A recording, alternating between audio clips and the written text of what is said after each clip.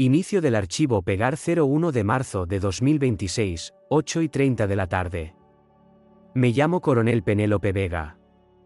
Soy médica militar, con 20 años de servicio, 17 de ellos en despliegue activo y 10 directamente en el frente.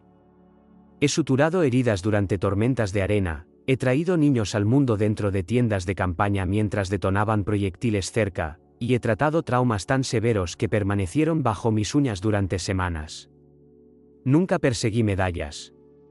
Lo que me importaba era el aliento que seguía a la reanimación. Ese instante en que un soldado abre los ojos y comprende que sigue vivo. Pero nada en mi entrenamiento me preparó para la degradación que encontré en un salón de baile repleto de altos mandos y abolengo. La gala se celebró en el gran salón del Fuerte San Lorenzo. Pisos de mármol relucientes, estandartes dorados, instrumentos de cuerda tocando música de cámara como si ninguno de nosotros se hubiera arrastrado jamás entre el polvo y la muerte. Era el tipo de velada en la que llevabas tu uniforme como una fortaleza o como un disfraz. Yo llevaba el mío con dignidad. Las medallas prendidas en mi pecho no eran decorativas.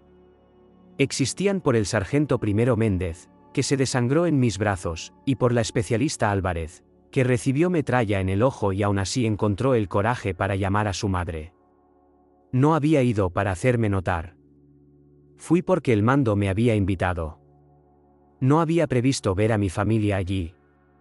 Los divisé cerca del arco central, mi madre enderezándose el collar de perlas, mi hermana Olivia con sus rizos cuidadosamente peinados, y Carlos, mi hermano mayor.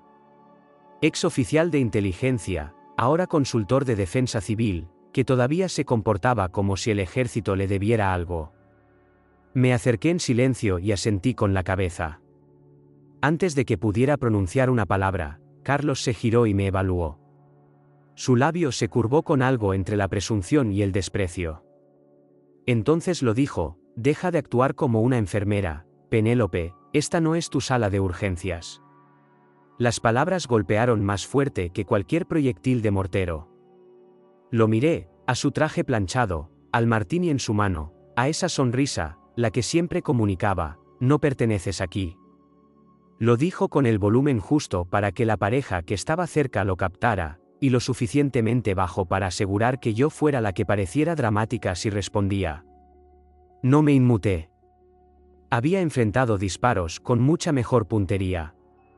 Detrás de él, noté a alguien más, un hombre joven en un traje oscuro, sentado cerca de la esquina. Su silla de ruedas estaba casi camuflada contra la decoración negra y plateada. Su tez estaba pálida, su mirada vacía. No participaba en ninguna conversación. Nadie interactuaba con él. Lo reconocí. Teniente Natán Bermúdez, ingeniero de combate, gravemente herido por un artefacto explosivo improvisado en Siria, hijo del general Hernán Bermúdez, de 4 estrellas. Conocía su expediente, pero más que eso, conocía esa expresión. Era la mirada de un soldado que había regresado a casa pero se había dejado a sí mismo atrás. Me alejé de Carlos sin pronunciar una palabra. Crucé el salón a la vista de toda la reunión. Algunas conversaciones se detuvieron. Unas pocas personas se quedaron mirando. Me arrodillé junto a Natán. Se sobresaltó, no violentamente, solo lo suficiente para revelar que ya no estaba acostumbrado a la amabilidad. Pregunté suavemente: ¿le gustaría bailar? Parpadeó. Esperé. No respondió al principio. Su mano se crispó débilmente en su regazo, como si el recuerdo del movimiento aún viviera dentro de sus nervios. Un silencio lento y pesado se formó a nuestro alrededor, más denso que la música. Entonces asintió. Nadie lo ayudó. Yo no lo levanté. Simplemente me puse de pie y le tendí la mano. Se agarró al costado de su silla y se impulsó hacia adelante. El esfuerzo fue inestable. Su aparato ortopédico resbaló ligeramente mientras se inclinaba hacia adelante. Gruñó. Esperé. Y entonces se levantó. No del todo, pero lo suficiente. Colocó un pie cuidadosamente delante del otro. Su mano encontró la mía, no para mantener el equilibrio, sino por la presencia. No lo dirigí. Nos movimos lentamente. Un arrastre, un respiro, otro arrastre. Mis botas de uniforme resonaban junto a su paso mecánico. La orquesta no alteró su tempo, pero la sala sí. La gente se dio cuenta. Una mujer jadeó. Todo el salón de baile había caído en la quietud.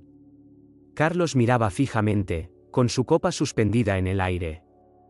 Mi madre retrocedió ligeramente, sus ojos buscando a alguien que pudiera explicar lo que estaba sucediendo. Mi hermana parecía haberse quedado sin color. El cuarteto de cuerdas continuó, una melodía inquietante, el violín creciendo bajo el peso de algo para lo que nadie se había preparado. El agarre de Natán se tensó en mi mano, no por miedo, sino por determinación. Frunció el ceño. Miró hacia arriba, no a mí, sino más allá de mí.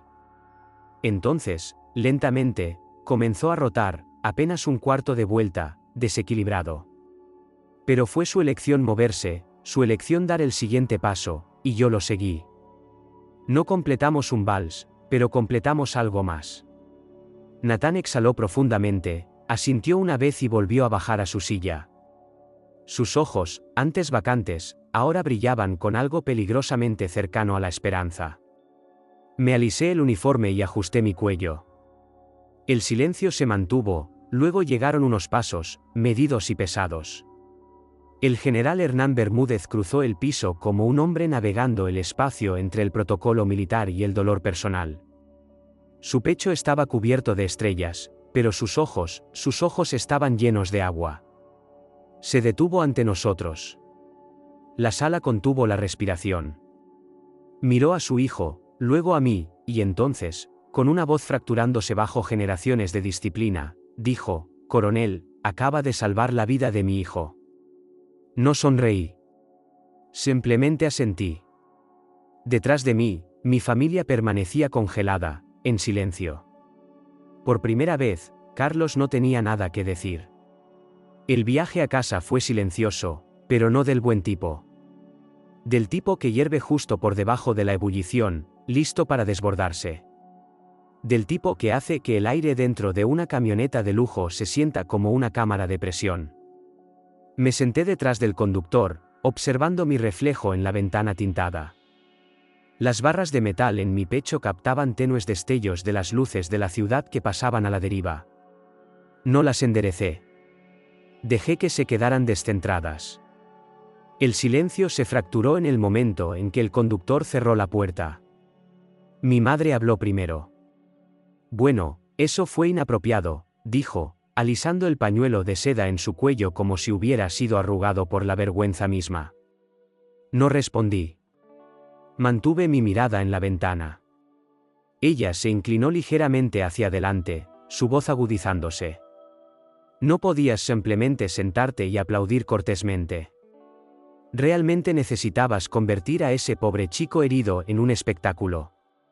Giré la cabeza solo un poco, lo suficiente para que captara mi perfil, no lo suficiente para ofrecer algo que pudiera interpretar. «¿Crees que el general Bermúdez te invitó para exhibirte? Lo avergonzaste. Nos avergonzaste a nosotros». No parpadeé. El auto se detuvo en un semáforo en rojo. Afuera, un grupo de jóvenes cadetes reía cerca de una parada de autobús, vestidos con ropa civil, moviéndose con una facilidad sin esfuerzo. Parecían ingrávidos. Entonces llegó Carlos. No alzó la voz, nunca lo necesitaba. Su tono era cortante, frío como siempre. «Planeaste eso, ¿verdad? Leíste su expediente. Querías hacer una jugada frente a un 4 estrellas». Mi estómago se tensó, no por la conmoción, sino por la familiaridad de ello. Carlos siempre había creído que la ambición era de alguna manera más sucia cuando provenía de alguien como yo. Él podía subir escaleras. Se suponía que yo debía pulir los pisos debajo de ellas. Aún no dije nada. Él insistió. «Coreografiaste todo el asunto. Eso no fue medicina. Eso fue teatro. Siempre has querido ser la excepción, la historia, el héroe. El ejército no necesita médicos que actúen. Necesita soldados que sigan órdenes. Esa última palabra aterrizó con fuerza. Seguir. Me transportó a un día en una base de operaciones avanzada en Kandahar, 6 años antes. Nos llegó la noticia de que un niño de la aldea había pisado algo cerca de la alambrada, probablemente una mina vieja. Yo era la más cercana. Corrí. Cuando llegué a él, todavía respiraba, con las piernas destrozadas. Llorando en pastún por su madre. Comencé los torniquetes. Pedí evacuación por radio. Entonces el mando me llamó de vuelta. Retírese, coronel, él no es nuestra misión. No era nuestra misión. El niño se desangró en mis brazos antes de que pudiera cruzar de vuelta la línea. Escribí su nombre en mi diario esa noche. No sabía cómo deletrearlo. Simplemente dibujé la forma de su rostro. Había seguido órdenes. Él había muerto. Esta noche, no había seguido. Había dejado que alguien liderara. De vuelta en el auto, la voz de Carlos cortó de nuevo. Hablé con tu oficial al mando hace 2 semanas. Se dice que están revisando tu elegibilidad posterior al campo. Algunos creen que ya no eres apta para operaciones de alta visibilidad. Eres un riesgo. Finalmente me giré hacia él, lentamente. No sabía que todavía me estabas vigilando. Parpadeó. Eso lo tomó por sorpresa. No porque fuera falso, sino porque no estaba dicho con ira. Se burló y redirigió su mirada por su propia ventana. Mamá intervino. No estamos tratando de derribarte, Penélope. Simplemente no queremos que atraigas el tipo de atención equivocado. Sonreí débilmente al cristal. El tipo equivocado. Así es como lo habían llamado cuando solicité ingresar a la escuela de Rangers. Cuando rechacé la oferta de Carlos para trabajar en defensa privada. Cuando permanecí alistada en lugar de volverme civil por una mejor paga. No lo hice por atención, dije en voz baja. Entonces, ¿por qué?, espetó Carlos. Podría haber dicho que fue porque los ojos de Natán me recordaron a ese niño en la tierra. Podría haber dicho que no quería otro nombre que no pudiera deletrear tallado en mi memoria. Pero no lo hice. En su lugar dije, porque yo estaba allí. Lo vi. Y nadie más lo hizo. Carlos se burló de nuevo. Sigues pensando que eres diferente. Eso te hace peligrosa. ¿Peligrosa? Me volví hacia la ventana. Esta vez, mi reflejo sostuvo mi mirada directamente. Recordé el momento en que Natán se puso de pie, su mano temblorosa en la mía, el rasbido de su aparato ortopédico contra el piso, el silencio de la sala como si el aliento de todos hubiera sido absorbido en un solo instante. Eso no fue teatro. Eso fue vida. ¿Saben lo que me dijo el general?, pregunté. Ninguno de los dos respondió. Dijo, coronel, acaba de salvar la vida de mi hijo. Silencio de nuevo, pero esta vez, me pertenecía a mí. Después de llegar a casa esa noche, no me molesté en quitarme el uniforme de gala. Desprendí las medallas y las acomodé cuidadosamente en mi escritorio. Luego me senté en el borde de la cama y miré al suelo, el leve zumbido del calentador sonando como una avispa distante. Ya no pensaba en la gala. Estaba de vuelta allí de nuevo. Base de operaciones avanzada Michei, sur de Afganistán. Calor seco, polvo rojo cubriendo tus pulmones. Ese lugar todavía vivía en los rincones de mi cuerpo, plegado en el viejo tejido cicatricial y alojado detrás de mi hombro izquierdo donde había entrado la metralla. Era tarde. La luz era brutal. Recuerdo los sacos de arena apilados alrededor de la tienda médica como garantías vacías. Acababa de terminar de vendar la herida en el pecho del sargento Muñoz cuando cayó el primer proyectil. Un mortero, tal vez a 70 metros. El siguiente aterrizó más cerca. Ya teníamos 4 bajas dentro de la tienda, uno inconsciente, uno intubado. 2 sanitarios gritaban buscándome. La morfina se estaba agotando. El generador del aire acondicionado había fallado temprano esa mañana. La tercera explosión derribó parte de la cerca norte. Fue entonces cuando lo escuché, un grito. No fuerte, pero distinto. Crudo, desesperado. Venía de algún lugar fuera de la tienda, cerca de la zona de triaje. Salí y lo vi, un joven soldado raso, sangrando del abdomen, inmovilizado bajo una sección de estructura colapsada. No había nadie más afuera. El protocolo requería permanecer a cubierto. Los refuerzos ya estaban en camino, cuestión de minutos. Pero me moví de todos modos. Corrí agachada, mantuve la cabeza baja, podía sentir cada detonación vibrando a través de las suelas de mis botas. Llegué a él y caí de rodillas, mis manos comprobando instintivamente el pulso, la respiración, la respuesta. Su nombre era Linares. Tenía 19 años. No dejaba de repetir, por favor, no me deje. No había planeado hacerlo. Calcé mi hombro bajo los escombros, me apoyé y empujé. Mis piernas gritaron, me había desgarrado algo, pero seguí empujando hasta que se desplazó lo suficiente para arrastrarlo y liberarlo. Estábamos a mitad de camino de regreso a la tienda cuando sucedió. Otra explosión. Todo se volvió blanco, luego rojo. Recuperé la consciencia 6 horas después en la bahía quirúrgica de un hospital móvil. Mi pierna estaba entablillada. Tenía una conmoción cerebral de grado 3 y 3 costillas fracturadas. Muñoz había sobrevivido. También Linares. Yo, sin embargo, no lo había hecho, al menos no de la forma en que existía antes. Durante 6 semanas, yací en un catre de recuperación. Sin visitas, solo controles y gráficos. La mayor parte de mi equipo había rotado. Supe de algunas enfermeras, un capellán. Linares incluso me envió una nota que decía, me regalaste otro cumpleaños. Pero Carlos, él envió un correo electrónico. Ni llamada, ni visita, solo un mensaje, no hagas un escándalo de esto. Te lastimaste haciendo algo imprudente. Eso no te convierte en un héroe. Te hace estúpida. Mantente callada. Deja que pase. Recuerdo haber mirado esa pantalla durante mucho tiempo. Luego lo borré. Me dije a mí misma que era solo Carlos siendo Carlos. Amor duro, protección equivocada. Pero sabía que no era así. Su desprecio por mí no había comenzado con ese correo electrónico. Simplemente había aprendido a hablar más fuerte, y yo había aprendido a volverme más silenciosa.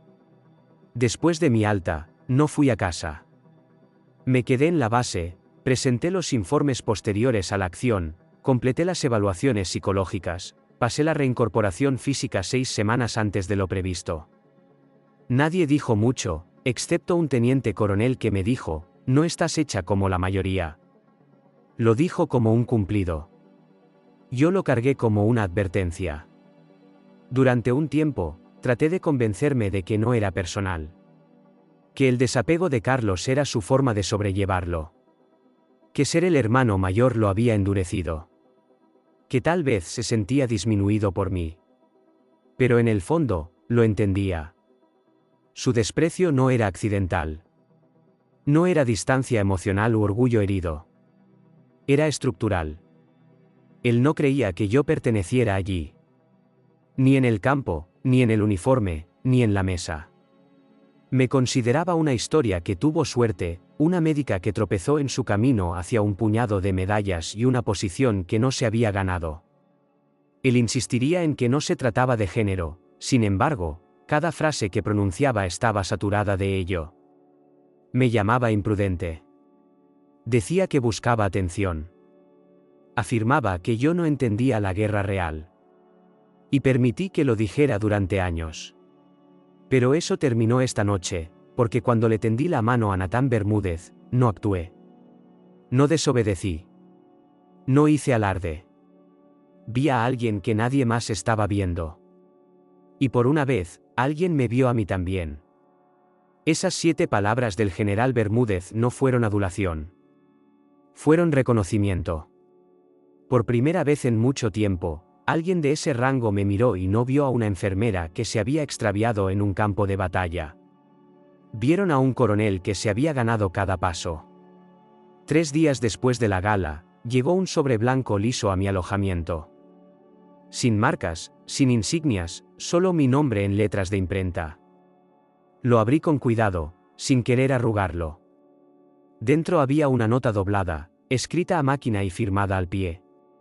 Coronel Vega, sería un honor si se uniera a nosotros en el Hospital Central el próximo viernes para hablar con un grupo de jóvenes oficiales que actualmente se encuentran en rehabilitación. Su presencia y su ejemplo marcaron la diferencia. General Hernán Bermúdez. Leí esas palabras 3 veces. La invitación no era una orden. No había sido tramitada a través de un oficial superior ni envuelta en formalidad militar. Era personal. Genuina. Por un largo momento, no me moví. Mis dedos permanecieron envueltos alrededor del sobre como si pudiera desvanecerse si apartaba la mirada. Luego lo doblé, lo coloqué dentro de la contraportada de mi cuaderno de campo y exhalé. Al día siguiente, recibí una llamada telefónica. No de mi oficial al mando. No de nadie en el Hospital Central. Era de Carlos. Ni siquiera se molestó en saludar. ¿Qué demonios estás haciendo, Penélope? No dije nada. Dejé que hablara. Escuché que planeas ir al Hospital Central a dar un discurso. A pararte allí como una especie de héroe de guerra condecorado fingiendo que eres el oficial modelo. Aún así, permanecí en silencio. Continuó, ¿siquiera te das cuenta de lo perjudicial que es eso? No solo te estás poniendo en el centro de atención, estás arrastrando el nombre de la familia a ello. Estamos bajo revisión para 2 contratos de defensa. ¿Crees que ayuda que mi hermana ande por ahí jugando a ser la salvadora del hijo discapacitado de un general? Sentí que los músculos de mi mandíbula se tensaban, pero me mantuve firme. Carlos, dije lentamente, no hice nada para las cámaras. Se rió, corto, amargo. No, pero las cámaras siguieron de todos modos. Y ahora todos te llaman la médica milagrosa, la encantadora de los Bermúdez. ¿Realmente crees que eso pasa desapercibido? Fue entonces cuando entendí. No se trataba de que yo fuera peligrosa. Se trataba de que yo fuera visible. Carlos siempre me había preferido invisible, útil en privado, descartable en público. Voy a ir, dije con calma. Espetó, bueno, no te sorprendas cuando las cosas empiecen a desmoronarse para ti, coronel. Luego colgó. Esa noche, recibí un mensaje de mi oficial al mando. No era acusatorio, pero era medido. Vega, atenta. Ha habido algunos rumores. Alguien marcó algunas líneas de tu informe de Kandahar, lenguaje que sugiere que desobedeciste una directiva. No formal, solo circulación interna. Sé inteligente. No necesité preguntar dónde se había originado. Ya lo sabía.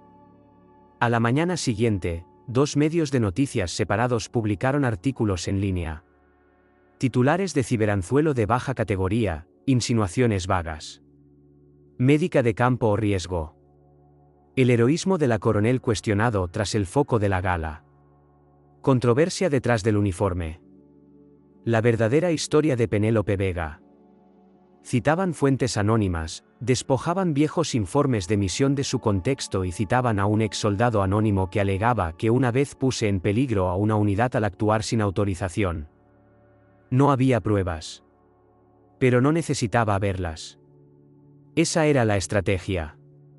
Carlos conocía el sistema. No necesitaba que me reprendieran formalmente. Solo necesitaba enturbiar las aguas lo suficiente para que yo no pudiera mantenerme erguida en ellas. Quería ahogarme en la sugestión. Hace unos años, podría haber funcionado. Pero ya no. No iba a encogerme, no después de todo lo que había escalado, no después de ver a Natán Bermúdez ponerse de pie frente a cientos de extraños solo para dar un solo paso. Sabía lo que había hecho. Sabía lo que no había hecho. Y sabía lo que costaba el silencio. Esa tarde, envié un correo electrónico al general Bermúdez. Señor, acepto su invitación. Será un honor conocer a sus oficiales. Coronel P. Vega. No copié a mi oficial al mando. No notifiqué a asuntos públicos. Empaqué mi bolso en silencio, imprimí mis archivos de despliegue y solicité 2 días de permiso personal. Luego llamé a una amiga de la oficina legal. Hazme un favor, le dije. Verifica quién accedió a mi archivo de personal esta semana. Una pausa, luego, ya lo sabes, ¿verdad? Asentí aunque ella no podía verlo. Sí, dije. Pero necesito pruebas. He aprendido a lo largo de los años que la verdad no siempre se anuncia. A veces susurra. A veces deja un rastro digital. Tomó menos de 36 horas confirmar lo que ya sospechaba.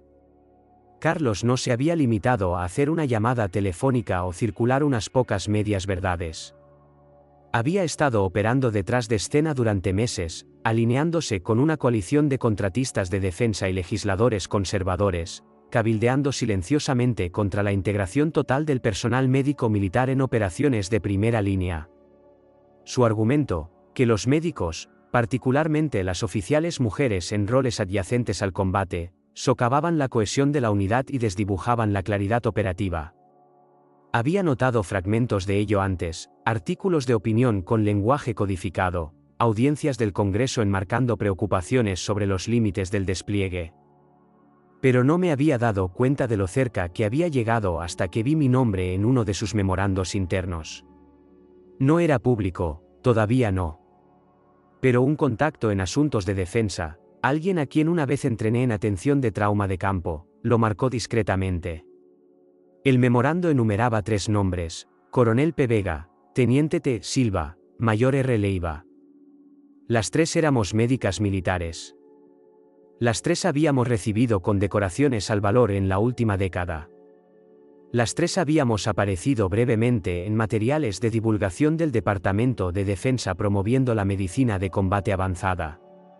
Según el memorando, éramos casos de presencia de campo inflada y ejemplos de riesgo operativo introducido por la ambigüedad multifuncional. Leí esa frase 5 veces. Ambigüedad multifuncional. Esa era la frase que usaban para salvar vidas bajo fuego. Mis manos no temblaron. Había visto cosas peores, escuchado cosas peores. Pero algo debajo de mis costillas se tensó, no miedo, ni siquiera ira. Algo más frío. Carlos no estaba simplemente tratando de silenciarme. Estaba ayudando a construir una narrativa para borrar a personas como yo por completo. Necesitaba evidencia, no emoción. Así que comencé a documentar, tranquila y metódicamente. Rastreé divulgaciones financieras, seguí hilos entre grupos de expertos y contratistas, anoté el momento de los artículos y los patrones de palabras clave. Reuní declaraciones de foros públicos, revisé comentarios oficiales de individuos vinculados a la firma consultora de Carlos. Todo esto sin filtrar, sin desahogarme, sin permitir que nadie me viera flaquear. No necesitaba titulares. Necesitaba que la verdad se acumulara de manera ordenada e irrefutable. Lo que no había esperado era el correo electrónico. Llegó a través de un servidor seguro, sin nombre, sin saludo, solo una línea. Él me hizo lo mismo, y peor. Adjunto había un PDF escaneado, expedientes de divorcio, documentos de acuerdo, cláusulas de confidencialidad. Al principio asumí que era correo basura, hasta que reconocí el nombre. Marta Serrano. La ex esposa de Carlos. No había escuchado su nombre en años. Se habían separado 5 años antes, silenciosamente, sin escándalo. La familia lo había desestimado, lo llamó amistoso. Pero Marta había desaparecido después, dejó la capital, tomó un puesto en salud sin fines de lucro y nunca asistió a otra reunión familiar. Abrí el archivo. Contenía hojas de cálculo documentando control financiero, como Carlos había restringido su acceso a cuentas conjuntas, monitoreado sus gastos e incluso manipulado su cobertura de seguro médico durante los procedimientos de divorcio. También había correos electrónicos en los que amenazaba con destruirla profesionalmente si hablaba públicamente sobre el matrimonio. Y enterrado en el medio había un breve hilo reenviado, un mensaje que Carlos había enviado a un colega 3 meses antes: si podemos desacreditar a Penélope en el simposio, tendremos suficiente impulso para cerrar el programa piloto en el Hospital Central. Demasiado ruido alrededor de las médicas de combate últimamente. Ella es el símbolo. Derríbala. La narrativa muere. Miré la pantalla durante mucho tiempo. No porque estuviera sorprendida, sino porque finalmente tenía lo que necesitaba. No rumores, no sospechas. Pruebas. Aún así, algo no encajaba. Respondí: ¿por qué ahora? La respuesta llegó rápidamente: porque vi tu discurso en la gala. ¿Y por qué no te inmutaste? Lo firmó esta vez Marta. No era perdón. No era solidaridad. Pero era suficiente para saber que no era la única que había sido desestimada, socavada, tratada como desechable por un hombre que usaba el poder como armadura. Recopilé los archivos, redacté lo que requería redacción, verifiqué las fuentes. Luego hice una copia final completa del informe completo y la entregué en persona a la oficina del inspector general. Sin prensa, sin espectáculo, solo la verdad. Luego conduje hasta el Hospital Central, doblé la carta del general en el bolsillo de mi abrigo y crucé la entrada principal sin mirar atrás. El Hospital Central no se sentía como un hospital, no en el sentido convencional. Respiraba como un campo de batalla. Tranquilo pero vigilante, poblado por personas que habían vislumbrado el borde más externo de la existencia y aún estaban aprendiendo a regresar de él. Las paredes llevaban un leve olor antiséptico y terquedad, del tipo que se niega a ser despedido. El ala de rehabilitación era brillante, bañada en luz natural, con paredes de colores suaves. Pero el elemento más llamativo era el sonido, o la ausencia de él. Nadie lloraba, nadie gritaba, pero el esfuerzo llenaba el aire. Cada respiración, cada estiramiento, cada mandíbula apretada decía: todavía estamos aquí. Natán me vio primero. Estaba al otro lado de la sala, balanceándose entre barras paralelas. Su uniforme había sido reemplazado por ropa estándar de rehabilitación, una camisa holgada, un aparato ortopédico ajustado, zapatos de suela blanda. Su padre estaba de pie a una distancia respetuosa, con los brazos cruzados, sin interferir. Los ojos de Natán encontraron los míos. No sonrió, todavía no. Pero asintió. Eso fue suficiente. Me uní al equipo de fisioterapia al borde de las colchonetas. No llevaba mi uniforme, solo una camisa azul marino sencilla y pantalones. Sin rango, sin insignia. Solo el recuerdo de quién había sido cuando comenzó este trabajo, y el compromiso de quién sería al regresar a él. No emití órdenes. No demostré nada. Me senté con un pequeño grupo, oficiales, especialistas, personal alistado, hombres y mujeres, algunos a los que les faltaban extremidades, otros luchando por usar las que aún tenían. Cada uno cargaba más que dolor físico. Podías verlo en su postura, en la forma en que dudaban antes de moverse, como si sus cuerpos estuvieran buscando permiso de algo que sus mentes no podían nombrar. No interrumpí ese silencio. En su lugar, les conté una historia. No sobre la guerra, no sobre medallas, sino sobre un niño que una vez traté. Quemaduras en la mitad de su rostro, demasiado asustado para mirarse en un espejo. Se negaba a caminar. No porque fuera incapaz de hacerlo, sino porque estaba convencido de que cualquiera que lo viera se apartaría. Así que todos los días caminaba a su lado, no delante, no detrás. Al lado. Hasta que una mañana soltó mi manga. Terminé la historia allí. Sin conclusión dramática, solo la verdad. Natán estaba escuchando. Ya no estaba sentado. Había dado 2 pasos desde que llegué, inestables, pero hacia adelante. Al tercer paso, sus brazos temblaron. Me acerqué más, no para sostenerlo, solo para asegurar que supiera que lo veía. Apretó los dientes. El sudor se acumuló a lo largo de la línea de su cabello. Otro paso. Me miró a mí, luego al suelo. Su voz estaba apenas por encima de un susurro: «Este duele». Asentí. Entonces está funcionando. Parpadeó, luego dio otro paso, y otro. La habitación se quedó quieta, no con asombro sino con respeto. El dolor es ordinario en este lugar. El progreso es sagrado. Natán llegó al final de las barras y giró lentamente. Su padre no se movió. No dije nada. Simplemente le di el espacio para sentir lo que necesitaba ser sentido. Entonces alguien detrás de mí habló. Era una joven teniente a la que aún no había conocido, tal vez de 24 años, cabello corto, le faltaba la mano izquierda. Estaba apoyada contra el marco de la puerta, con los brazos cruzados, observando. Ella no guía, dijo la teniente, casi para sí misma. Ella sigue. Pero eso es lo que nos hace movernos. El silencio se asentó por un instante. Entonces Natán, sin aliento, dijo: «No pensé que pudiera hacer eso».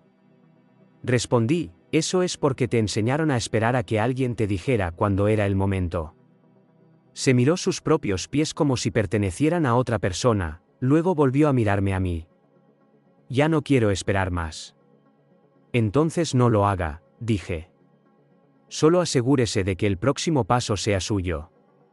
El resto del día transcurrió en un borrón: más terapia, más notas, reuniones breves con el personal. Firmé algunos formularios, acepté consultar sobre un nuevo programa. Pero mi mente se quedó con esa frase. Ella no guía, ella sigue. No pretendía ser un elogio convencional. Pero fue el mayor reconocimiento que podría haber recibido. Porque en un mundo construido sobre jerarquía y autoridad, a veces el acto más radical es elegir caminar al lado de alguien. No para liderar, no para reparar, sino para creer, y dejar que la creencia haga el resto. La parte más difícil de presentar un informe no es reunir la evidencia. No es escribir el resumen ni organizar la línea de tiempo. Es presionar enviar. Saber que lo que sucede a continuación ya no está bajo tu control. Presenté el informe completo sobre Carlos al inspector general del Departamento de Defensa un jueves por la mañana. Sin ceremonia, sin filtración a la prensa, sin confrontación dramática, solo un correo electrónico encriptado con archivos adjuntos y una sola oración en el cuerpo, presentado de conformidad con el título 10, Código de Estados Unidos sección 1034, Ley de Protección de Denunciantes Militares. Coronel P. Vega. Para el mediodía del día siguiente, habían confirmado la recepción y expresado gratitud por mi papel en mantener la integridad de la conducta institucional. Para el lunes, Carlos había sido suspendido pendiente de investigación. Aún no era público, pero lo supe, porque esa tarde sonó mi teléfono. No era una línea militar. No era un número desconocido. Mi madre. No esperó a que yo hablara. ¿Qué demonios hiciste? Su voz era quebradiza y fría, el tipo de frío que solo suena compuesto para aquellos que nunca han estado cerca del calor real. Carlos acaba de llamar. Lo removieron de su puesto. Sin aviso, sin explicación. ¿Entiendes lo que esto le hace a su carrera? A nuestro nombre. Tomé una respiración lenta, mirando por la ventana de mi alojamiento temporal en el Hospital Central.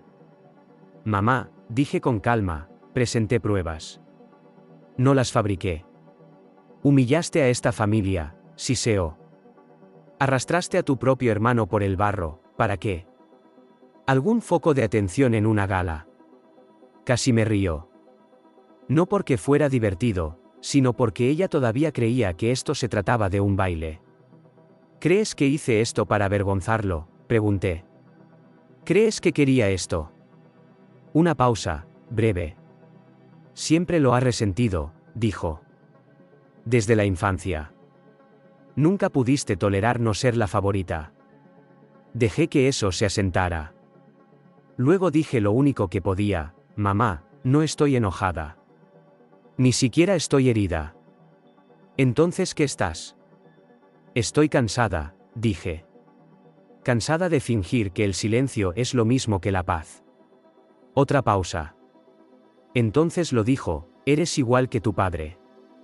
Y colgó. No devolví la llamada. No necesitaba hacerlo. Cerré mi teléfono, lo dejé suavemente y fui al archivador junto a mi cama.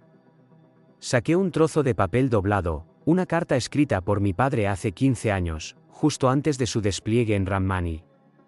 Nunca volvió a casa. La carta no contenía nada heroico. Ninguna despedida dramática, solo una línea que se había quedado conmigo: lo único más peligroso que hacer lo correcto es decidir quedarse callado cuando sabes lo que está mal. Esa noche, la oficina del inspector general publicó un boletín interno. El acceso de Carlos a los sistemas del Departamento de Defensa había sido revocado. Ya no se le permitía servir en capacidad de asesor hasta que concluyera la revisión completa. Tomaría semanas, meses tal vez, pero el proceso había comenzado. No celebré. No me regodeé. Regresé al ala de rehabilitación a la mañana siguiente. Natán ya estaba allí, caminando vueltas con otro paciente. Saludó con la mano cuando me vio. Asentí. La joven teniente, Alicia, había aprendido que era su nombre, me saludó con una sonrisa. Se está volviendo más rápido, dijo. Miré a Natán. No solo se está moviendo, respondí. Está eligiendo. Ella inclinó la cabeza. ¿Cómo lograste que empezara? No lo hice, dije. Él lideró. Yo seguí. Ella sonrió. Ese es tu estilo, ¿no? Le devolví la sonrisa. Funciona. Más tarde esa tarde, el general me encontró en el pasillo. No mencionó a Carlos. No preguntó sobre la investigación. Simplemente dijo: te quedaste quieta en una habitación llena de presión. Eso es algo raro. Me encogí de hombros. Solo hice espacio. Asintió pensativamente. Mientras me giraba para irme, la voz de Alicia flotó suavemente desde detrás de mí: ella no guía. Ella sigue. Pero eso es lo que nos hace movernos. No dije nada. No necesitaba hacerlo. Esa línea permanecería conmigo más tiempo que la mayoría de las medallas, porque al final, el liderazgo no se trata de volumen. Se trata de presencia. Y finalmente había terminado de guardar silencio. La sala no era tan grande como esperaba para una reunión convocada bajo revisión de protocolo de rutina en el Pentágono. Se sentía inesperadamente íntima. Una mesa redonda de oficiales superiores, varios representantes de departamento y una pared de vidrio con vista al río. Sin cámaras, sin micrófonos. Pero yo sabía mejor. Nada aquí era meramente rutina. Me senté cerca del extremo lejano con ropa civil, junto a un enlace legal. No me habían invitado a hablar, solo a asistir. Observar. Frente a mí estaba sentado Carlos. Su traje estaba impecable, su postura compuesta, pero sus ojos parpadearon cuando captaron los míos, solo por un segundo.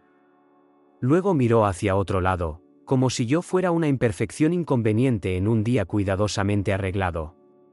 No había esperado que yo estuviera allí. Bien. El presidente del comité de revisión, un 2 estrellas con modales compuestos y entrega precisa, abrió la sesión abordando asuntos de procedimiento. Apenas seguí el hilo.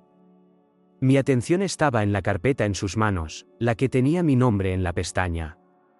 Finalmente, llegaron las palabras: según lo solicitado por el general Hernán Bermúdez, hemos reabierto la investigación sobre el informe operativo de Avanzada Vega Lima con fecha del 14 de junio de 2017. Carlos se estremeció. Así que era real. El general Bermúdez no solo había ofrecido gratitud con palabras. Había ido al departamento y solicitado formalmente que mi historial de combate fuera revisado a fondo y acreditado adecuadamente, el mismo informe que Carlos y sus aliados habían intentado usar como arma contra mí, el mismo que yo había dejado de defender hace años porque impugnar a hombres que ya habían decidido que no pertenecía parecía inútil. El presidente continuó: hoy escucharemos a una persona que estuvo presente en la base operativa Lima durante el incidente en cuestión. Carlos se inclinó hacia adelante, no visiblemente ansioso, pero atento. La puerta se abrió. Entró una mujer, 40 y pocos años, constitución sólida, con una insignia de asuntos de veteranos. Su cabello corto tenía vetas grises. Su paso estaba marcado por una leve cojera. Mi aliento se cortó. Era la capitán de corbeta Daniela Castro. No la había visto en 6 años. Ella había sido nuestra líder quirúrgica en el terreno, brillante bajo presión, el tipo de persona que no solicitaba permiso para salvar vidas. Simplemente lo hacía y abordaba la política después. Tomó el asiento frente a mí, de cara a la junta. Su voz era nivelada. Serví con la coronel Vega en la base operativa Lima. Durante el ataque del 14 de junio, nuestra unidad quedó aislada durante más de 8 horas. No teníamos comunicaciones, ni refuerzos, ni ventana de evacuación. Miró al frente. Durante ese tiempo, la coronel Vega asumió el mando del centro de triaje.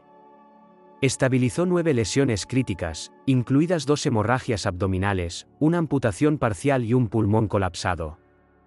Nadie murió bajo su cuidado esa noche. Nadie habló. La voz de Daniela no vaciló. Hubo un momento alrededor de la hora 6 cuando el muro secundario fue violado. Fuimos invadidos. Vega arrastró a uno de los heridos, todavía con oxígeno, de regreso detrás de la línea de defensa interna mientras absorbía metralla en su propia pierna. Rechazó la morfina hasta que todos los demás pacientes estuvieron estables. Carlos se movió en su silla. Daniela lo miró, luego devolvió su mirada a la junta. He leído el informe redactado. He visto lo que se ha circulado con respecto a su juicio esa noche. Estoy aquí para decir, sin sus acciones, habríamos perdido al menos a la mitad de los heridos. Incluyéndome a mí. El presidente asintió lentamente. ¿Por qué no se incluyó su declaración en el informe inicial? Daniela no hizo pausa. Fui evacuada a la mañana siguiente y puesta en aislamiento debido al riesgo de infección. Presenté mi relato, pero se retrasó en la cadena de mando. Para cuando salió a la superficie, la investigación ya se había cerrado. Añadió: no supe hasta hace poco que siquiera hubiera una duda sobre su desempeño. La sala se quedó quieta. Entonces, por primera vez, el general Bermúdez, que había permanecido en silencio hasta ese momento, habló. Se dirigió a la junta. Solicité esta revisión, no porque la coronel Vega me lo pidiera. Ella no lo hizo. Se giró hacia Carlos. La solicité después de ver a mi hijo, que no se había puesto de pie sin ayuda en 14 meses, caminar 6 pasos completos bajo su supervisión. Sin lástima. Sin escenario. Solo respeto. La mandíbula de Carlos se tensó. Bermúdez se inclinó hacia adelante. Si esta institución penaliza la integridad porque hace que ciertas personas se sientan incómodas, entonces no estamos protegiendo el uniforme. Lo estamos enterrando. Se reacomodó. Silencio de nuevo. Pero esta vez, me pertenecía a mí. Para cuando salí del Pentágono esa tarde, la prensa ya se había enterado. No el relato completo, no el matiz, solo lo suficiente para perturbar la superficie. Un titular apareció en un blog de defensa de nivel medio al anochecer: coronel que bailó en la gala ahora es central en tormenta del Pentágono. Luego otro: médica condecorada u oficial imprudente. Revisión interna desata repercusiones políticas. A la mañana siguiente había llegado a los principales medios. Me desperté con 7 llamadas perdidas, 3 mensajes de voz y docenas de correos electrónicos de reporteros buscando citas, aclaraciones, reacciones. Querían una cara. No les di ninguna. No programé entrevistas. No celebré una conferencia de prensa.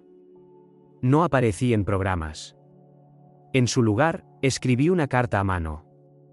Fue escaneada y transmitida a través de los canales militares apropiados, luego puesta a disposición de todos los medios registrados previa solicitud, según el reglamento. Decía: a quien corresponda, no soy un héroe. No soy una víctima. Soy un soldado que tomó una decisión en un momento que importaba. No actué por medallas. No actué por titulares. Actué porque alguien necesitaba ayuda y yo estaba allí. Ese es el trabajo. Hay quienes creen que mantener la cabeza baja es el camino más seguro para la supervivencia en este sistema. No estoy de acuerdo. Hacer lo correcto no siempre es conveniente. Rara vez viene con aplausos. Pero el silencio, ante el daño, es complicidad. He vivido lo suficiente en su sombra. No me arrepiento de hablar. Solo lamento que haya tomado tanto tiempo ser escuchada. Coronel Penélope Vega, Cuerpo Médico del Ejército. Eso fue todo lo que dije. Pero fue suficiente. Al día siguiente, la historia cambió, no hacia el escándalo, sino hacia la rendición de cuentas.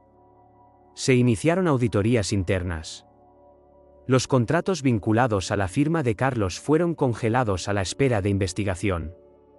Su autorización de seguridad fue revocada. Múltiples publicaciones revisaron silenciosamente su cobertura anterior, eliminando el lenguaje que me había retratado como impulsiva o inestable. Carlos, por su parte, no dijo nada. Sin refutación, sin declaración, solo ausencia.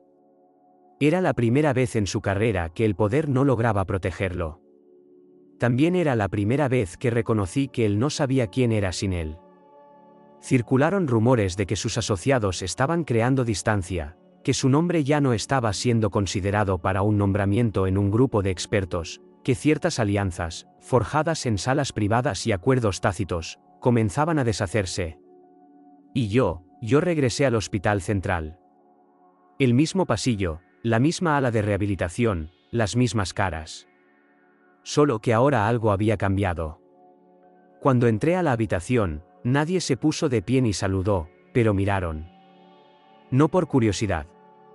Por reconocimiento. Natán estaba allí, ayudando a un paciente más joven a ajustar su aparato ortopédico para la pierna. Sonrió cuando me vio. Asentí. En la esquina lejana, Alicia estaba revisando el papeleo con un terapeuta visitante. Captó mi mirada e inclinó la cabeza. Bonita carta, dijo. Demasiado larga, respondí. Ella sonrió con suficiencia. No.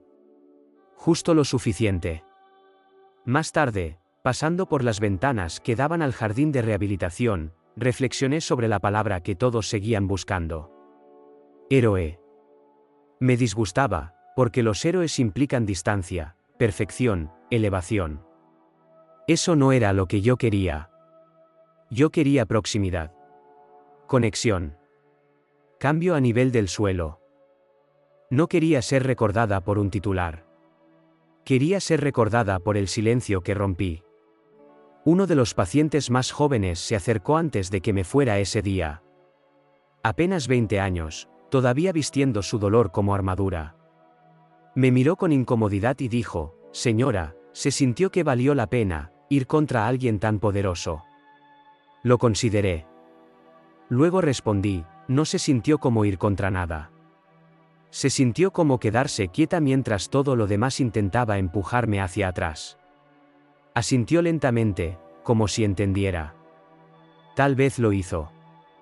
Esa noche, sola en mi alojamiento, recibí una notificación final de la Oficina de Supervisión del Departamento de Defensa. Carlos Vega, pendiente de revisión completa, había sido removido permanentemente de sus roles de asesoría. Su influencia había sido considerada incompatible con los estándares éticos de la Asociación Militar. Sin ceremonia, sin colapso dramático. Solo un nombre restado. Cerré el correo electrónico, doblé mi uniforme para la mañana siguiente y escribí en mi cuaderno de campo las únicas palabras que importaban ahora. No alcé la voz para ser ruidosa. La alcé para ser clara. Hay un tipo particular de quietud que solo existe en las salas de recuperación. No la quietud de la calma, sino de la espera. Esperando sanar. Esperando fuerza. Esperando creer en cualquiera de las dos. Esa mañana en el hospital central, la quietud no era opresiva. Zumbaba, no como algo ausente, sino algo desplegándose. Natán estaba dirigiendo ejercicios de movilidad grupal en el ala de rehabilitación este, un espacio de colchonetas, aparatos ortopédicos, transpiración y aliento entregado en intervalos cortos y honestos. Me paré al fondo, con los brazos cruzados, observándolo, no como oficial, ni siquiera como mentora, sino como testigo de lo lejos que había viajado. Su caminar no era impecable, todavía desigual en algunos lugares, pero era orgulloso. Cimentado por convicción en lugar de lástima. Se comportaba como alguien que ya no temía caer. El grupo a su alrededor había evolucionado durante las semanas anteriores. Soldados más jóvenes, algunos apenas pasadas sus primeras campañas. Uno llevaba una pierna protésica de fibra de carbono. Otro se había sometido a una reconstrucción facial parcial. Ninguno de ellos se parecía a la definición de listo de nadie. Pero lo estaban. No porque hubieran sanado completamente, sino porque habían comenzado. Natán notó que lo observaba y dio un sutil asentimiento. Luego se volvió hacia su grupo y dijo algo que no había anticipado: di mi primer paso porque ella no me empujó. Hizo un gesto en mi dirección. Sabía que podría haberlo hecho. Tenía el rango, la experiencia, la autoridad. Pero no me dio órdenes. Me dio espacio. Eso es lo que me salvó. No me había preparado para eso. Es más fácil usar armadura cuando la gente te desafía. Es más difícil cuando te ven. Miró a un joven soldado raso en la primera fila, un chico apenas salido de cirugía un mes antes, amputación por debajo de la rodilla en el lado izquierdo. Su expresión mantenía esa mirada familiar que había encontrado demasiadas veces, miedo disfrazado de desafío. Natán dio un paso hacia él y sonrió. ¿Estás listo para algo diferente hoy? El chico dudó. ¿Cómo qué? Natán caminó hacia un pequeño altavoz en la esquina, tocó su teléfono y comenzó a sonar un instrumental suave. Lento, constante, el ritmo justo para sugerir movimiento. Entonces Natán extendió su mano. Nadie habló. El chico miró alrededor, luego a su propia pierna. Hombre, no sé bailar. Natán respondió, yo tampoco podía. El chico parpadeó. Entonces, para sorpresa de todos, se puso de pie. No fue elegante. No fue rápido. Pero fue su elección. Natán no dirigió. No instruyó. Él reflejó, igualó su paso, permitió que el joven flaqueara, se recuperara y se moviera de nuevo. Lo vi desarrollarse exactamente como había sucedido entre Natán y yo semanas antes. Pero esta vez, yo no era parte de ello. No estaba en el centro. No era la que extendía la mano. Yo era la que dejaba ir. Y eso, comprendí, era el punto.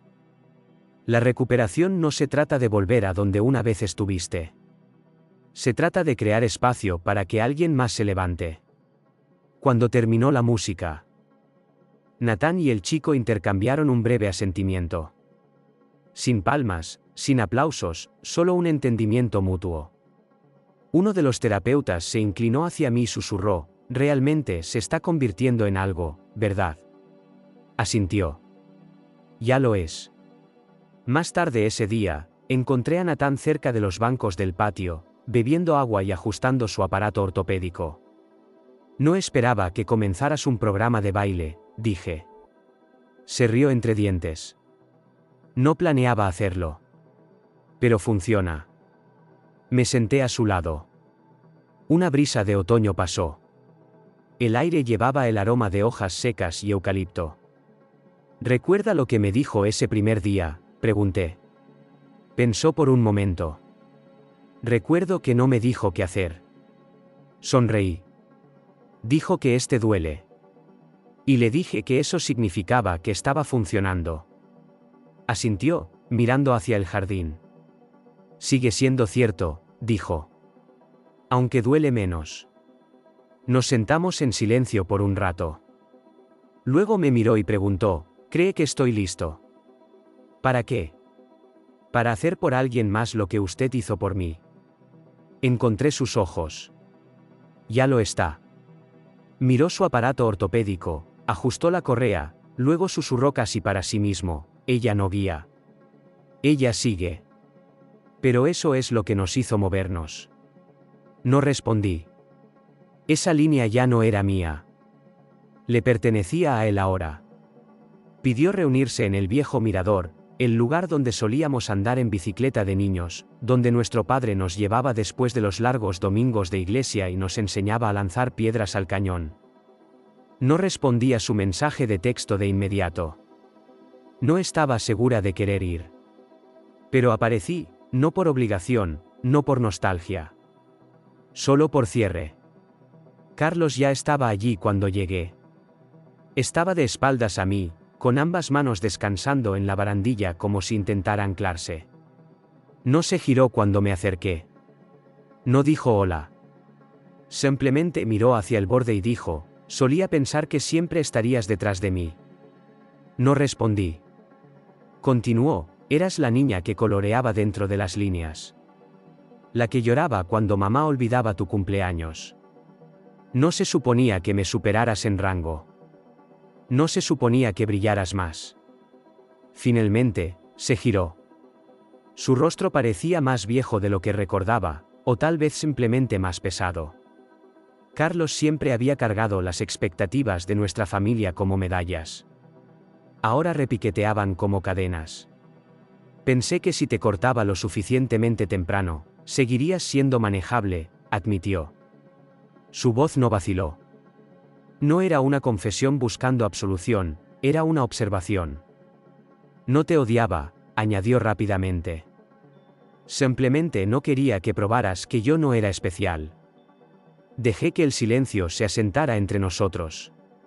Luego dije, no tienes que ser especial para ser bueno. Se burló. Fácil para ti decirlo. Tienes medallas, artículos, cartas de generales. Yo soy el que está bajo revisión. Se volvió hacia los árboles distantes. Luego su voz bajó. ¿Cómo sobreviviste a ello? Parpadeé. ¿Sobrevivir a qué? No me miró cuando preguntó, ¿cómo seguiste viviendo sabiendo que la familia pensaba que eras una carga? La pregunta golpeó más fuerte de lo que había esperado. No fue entregada como un ataque. No llevaba nada de su veneno habitual. Era cruda y genuina.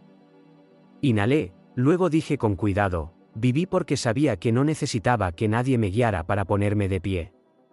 No reaccionó al principio. Luego se apoyó contra la barandilla, mirando hacia abajo como esperando que el suelo pudiera ofrecer una respuesta.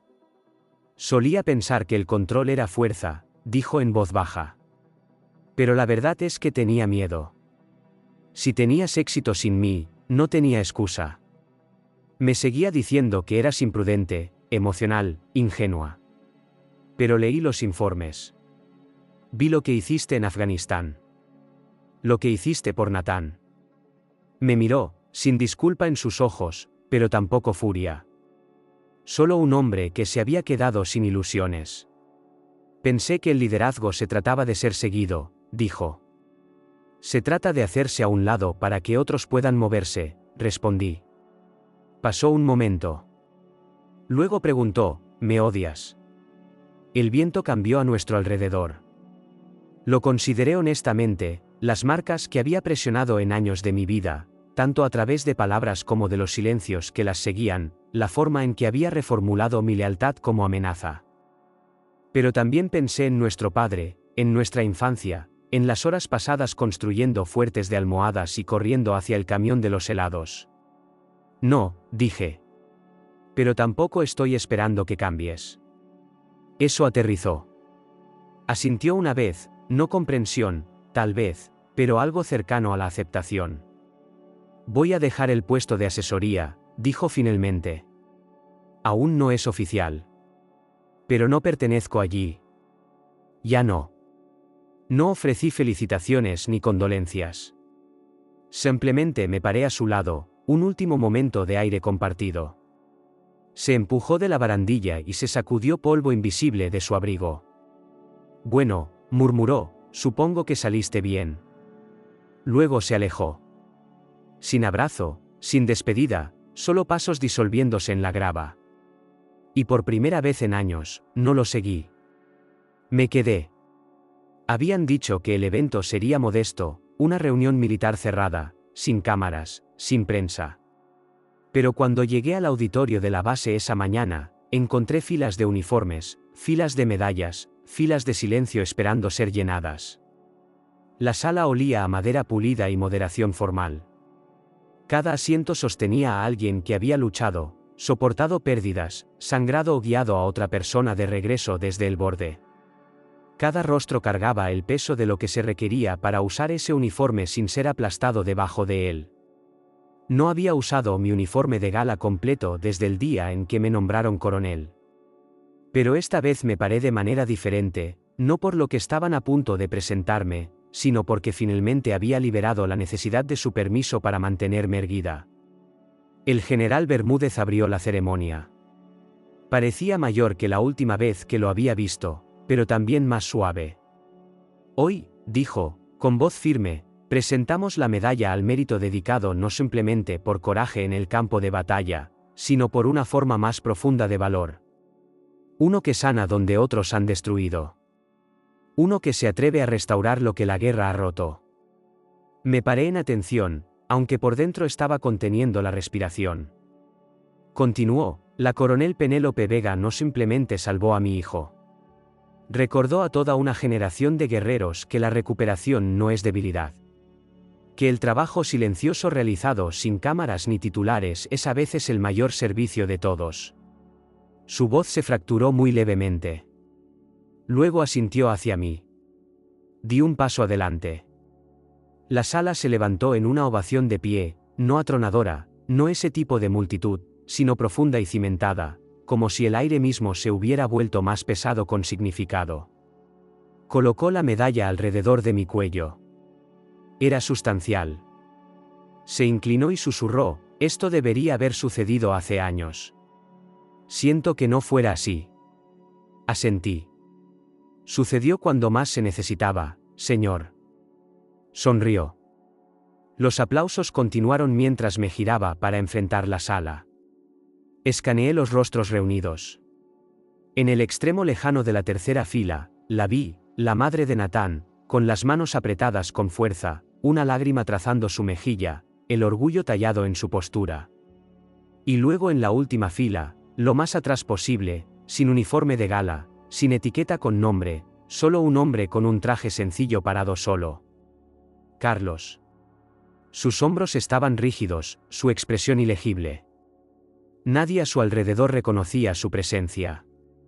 Se fundía en la pared como un recuerdo extraviado, olvidado, irrelevante. Pero cuando nuestros ojos se encontraron, no apartó la mirada. Y por primera vez, vi agua en los suyos. No del tipo que retienes por orgullo. Del tipo que viene cuando algo dentro de ti se fractura y reconoces que necesitaba hacerlo. No asintió. No sonrió. Pero lo vi, la verdad silenciosa detrás de su silencio. Me veía ahora. No como la hermana a la que había tratado de disminuir, sino como la mujer que se había mantenido por su cuenta. La mujer que no había tomado represalias, sino restaurado. Mientras descendía del escenario, pasé por el pasillo donde él estaba parado. No me detuve, pero disminuí la velocidad, solo por medio segundo. Lo suficiente para que entendiera que yo también lo veía. No para perdonar, no para olvidar, sino para liberar. La medalla presionaba contra mi pecho como un segundo latido. Y en ese momento, no me sentí victoriosa. Me sentí libre. No porque la justicia hubiera tronado por los pasillos, sino porque había susurrado donde más importaba. Estaba a punto de dejar el escenario cuando una mano rozó mi manga. Me giré, y allí estaba Natán, todavía en uniforme, todavía caminando con un leve temblor en su pierna izquierda, pero de alguna manera más alto, más compuesto, sus hombros cargando propósito en lugar de carga. «Coronel», dijo, con voz lo suficientemente baja para que solo yo pudiera escuchar. «Hoy, me seguiría». Parpadeé. La habitación a nuestro alrededor se desenfocó por un momento, como si la pregunta hubiera rebobinado algo profundo dentro de mí.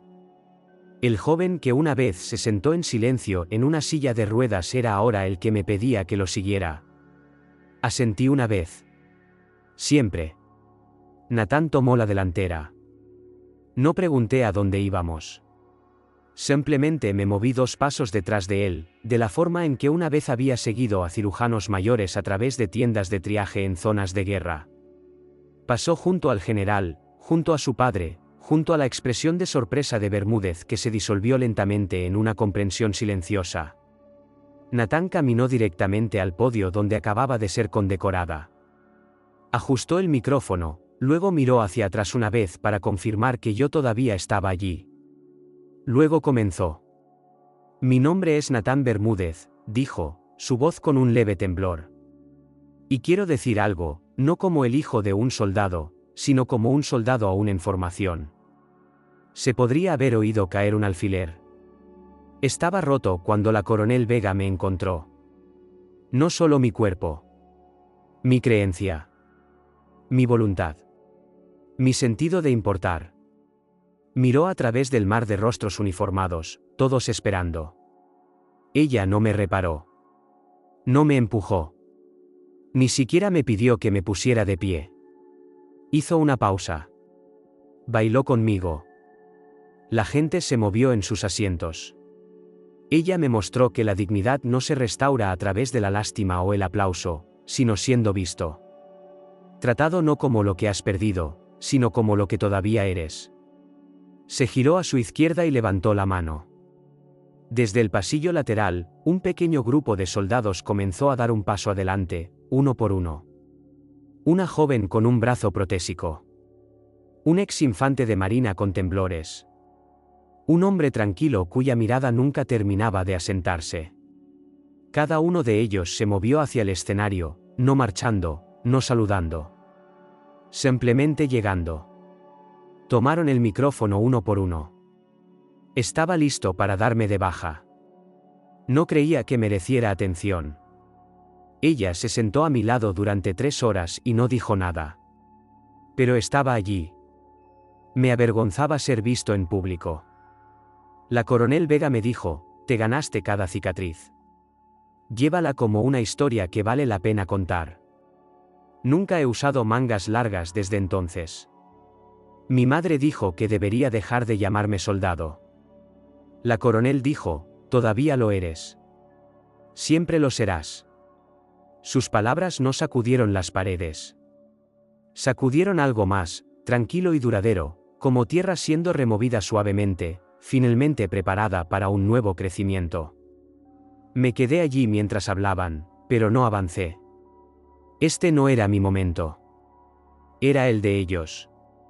Cada voz, cada herida, cada respiración entrecortada daba testimonio de algo que yo misma casi había olvidado, que el liderazgo no se trata de comandar. Se trata de ser testigo de alguien convirtiéndose en quien ya era. Después de que habló el último soldado, Natán se volvió hacia mí de nuevo, sin ceremonia, sin micrófono. Solo esa simple expresión de reverencia. «Coronel Vega», dijo, «gracias por no rescatarnos». Incliné la cabeza ligeramente. Sonrió. Nos dejó rescatarnos a nosotros mismos. Se me cerró la garganta. Extendió su mano una vez más, no como un hijo herido, no como un paciente en recuperación, sino como un igual. Di un paso adelante y la tomé. No hicimos reverencias. No saludamos. Nos paramos lado a lado, rodeados de historias que no necesitaban titulares para tener peso. Entonces, desde el fondo de la sala, alguien comenzó a aplaudir. Lento, medido, deliberado. Creció, no en un trueno, sino en armonía. El tipo de aplauso reservado para el final de algo no llamativo, sino verdadero. No dije nada más. Simplemente miré a Nathan, luego a los demás en el escenario, y susurré, gracias por dejarme seguir. Porque a veces los verdaderos líderes no lideran. Se hacen a un lado y confían en que aquellos a quienes una vez levantaron pueden llevar la antorcha hacia adelante, ardiendo aún más brillante. No había escenario esta vez. Ni podio pulido, ni presencia de prensa, ni himno, solo un pequeño claro detrás del centro de rehabilitación, iluminado por linternas colgadas entre robles. La luz era suave y deliberadamente imperfecta, como un recuerdo que quieres mantener ligeramente borroso, uno que se siente como si perteneciera a todos. Lo llamamos una reunión de movimiento, no una ceremonia, no una sesión de terapia. Solo un baile. La música no era formal. Sin procesión militar, sin orquesta de salón de baile, solo una lista de reproducción de viejas grabaciones de vinilo y versiones acústicas sonando desde un altavoz agrietado que alguien había pegado con cinta adhesiva al asa de una silla de ruedas. Pero el ritmo pulsaba a través de nosotros. No ruidosamente. Solo lo suficiente para sentirse. Nathan estaba allí, naturalmente. Llevaba una corbata que no combinaba con nada y botas lustradas como si todavía creyera que las medallas importaban. No habló mucho. No necesitaba hacerlo. Yo tampoco. No lideramos el baile. Ese no era el punto. Algunos soldados dieron un paso adelante con vacilación. Algunos se impulsaron en sus sillas hasta el centro y simplemente se balancearon. Otros se aferraron a parejas y se movieron pulgadas a la vez. Cada movimiento era suficiente. Cada pulgada era significativa. Frente a mí, una joven soldado raso con 2 piernas protésicas guiaba a su madre en un lento arrastre giratorio. La madre lloró todo el tiempo, no de dolor, sino porque finalmente estaba viendo a su hija moverse sin necesidad de probar nada. Detrás de ellas, 2 veteranos chocaron hombros, riendo mientras tropezaban con una coreografía que claramente no existía. A mi izquierda, una de las enfermeras mayores marcaba un ritmo en su bastón, enseñando un ritmo que nadie había pedido aprender pero que todos intentaban seguir de todos modos. Era desgarbado. Era hermoso. Entonces lo vi, de pie justo más allá del círculo de luces. Carlos. Sin uniforme. No había entrado. Permanecía inmóvil, con las manos enterradas en los bolsillos de su abrigo, los ojos escaneando la multitud como buscando a alguien a quien culpar, y encontrando solo personas que estaban sanando. No se acercó más. Simplemente observó. Captamos la mirada del otro por un momento. La sostuve. No quedaba frialdad en mí. No esta noche. No saludé. No caminé hacia él. Y no necesité hacerlo, porque por una vez supe con certeza que no le debía nada. Ni rabia, ni gracia. Solo el espacio para presenciar algo de lo que podría haber sido parte, pero había elegido lo contrario. Se dio la vuelta antes del estribillo final. Esta vez, no me sentí vacía viéndolo irse. Volví al baile. Alguien había comenzado una nueva canción que no tenía sentido para un vals, pero eso no detuvo a nadie. Un hombre con cicatrices de quemaduras en la mitad de su rostro hizo girar a una médica que una vez había llevado su camilla. Ella gritó mientras él giraba demasiado rápido, pero él atrapó su muñeca a tiempo. A alguien se le cayó el bastón a mitad del paso. Un joven soldado lo atrapó en el aire y sonrió como si acabara de salvar una vida. Tal vez lo había hecho. Sin aplausos, solo ritmo, solo nosotros.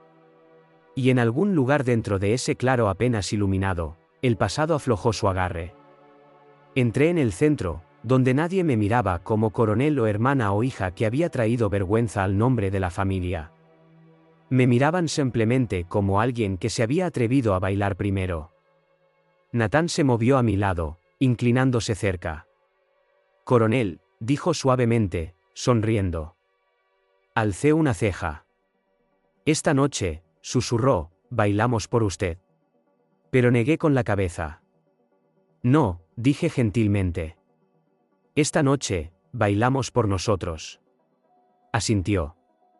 Y me dejé arrastrar al ritmo una vez más, no porque necesitara ser vista, sino porque no me quedaba nada que demostrar.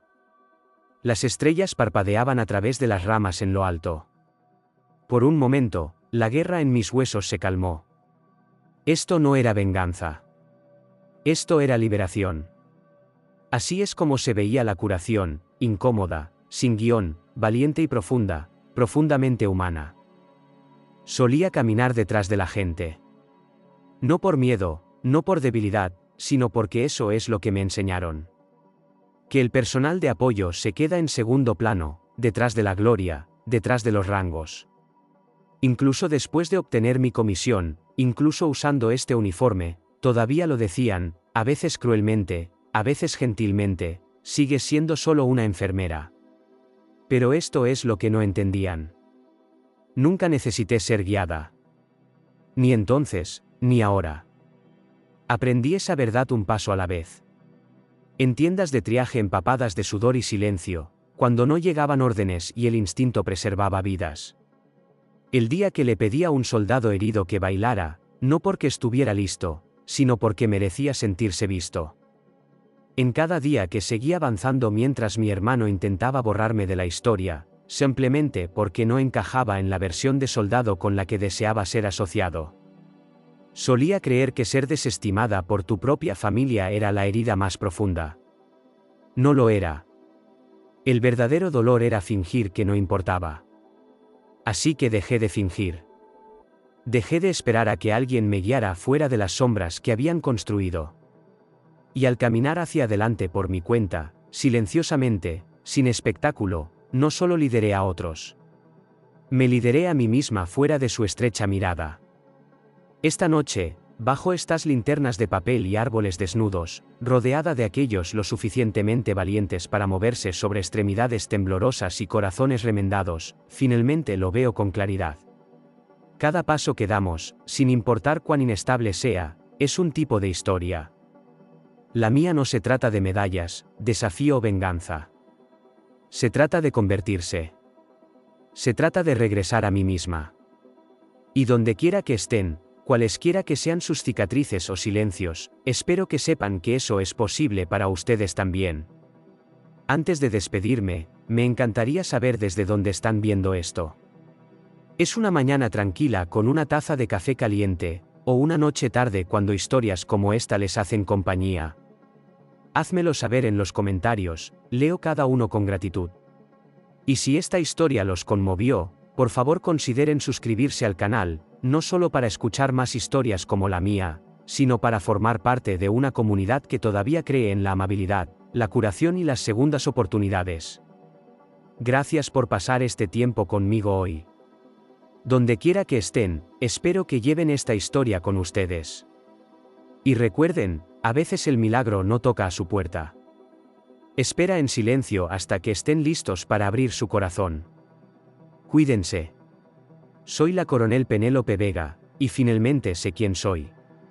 Nos veremos en la próxima historia. Hasta entonces, sigan bailando.